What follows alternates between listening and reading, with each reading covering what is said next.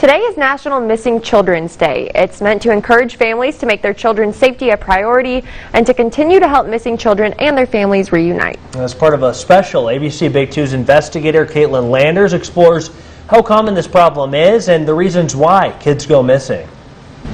I spoke with experts, police, psychologists, and others who have some insight about the problem of missing children. Here's part of that story. The thought of a child going missing is scary. Sometimes we see the billboards or the social media posts, but don't always give it a second thought. But one child missing is one too many. The Texas Center for the Missing says that in 2020, there were more than 37,000 reports of children missing in our state.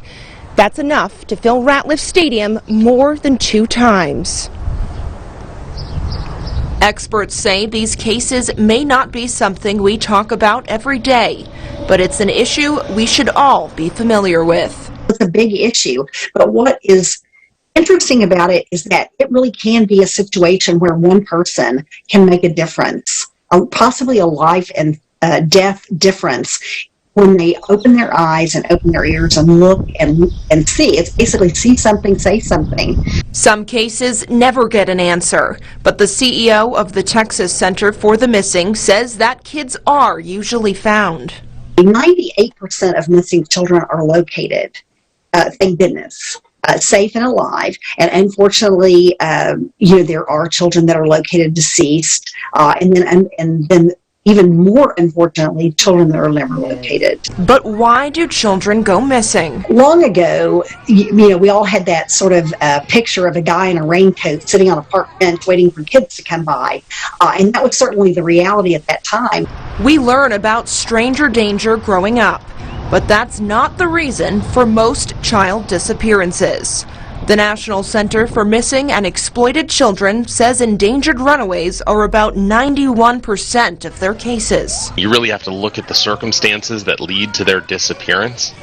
At the National Center, one of the largest populations of children who go missing are our runaway category, children who've run away from or left a safe environment, or what we perceive as a safe environment. Family abductions make up nearly 5% of their cases. Non-family abductions are under 1%. The center includes critically missing young adults as part of their caseload at 3%, and other reasons make up the rest. If you see something that seems odd, say something. We'll often remind the public that missing children are often missing in plain sight. They may be living down the street from someone. They may have been abducted from family members. However a child went missing, we're likely to encounter missing children in our daily lives, and that's why it's important to be aware. At best, children run away and come back home.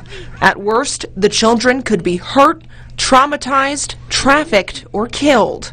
I knew she was vulnerable, and when you're vulnerable, you become an easy target. As we explore the reasons children go missing, we also speak with a woman whose foster child went missing.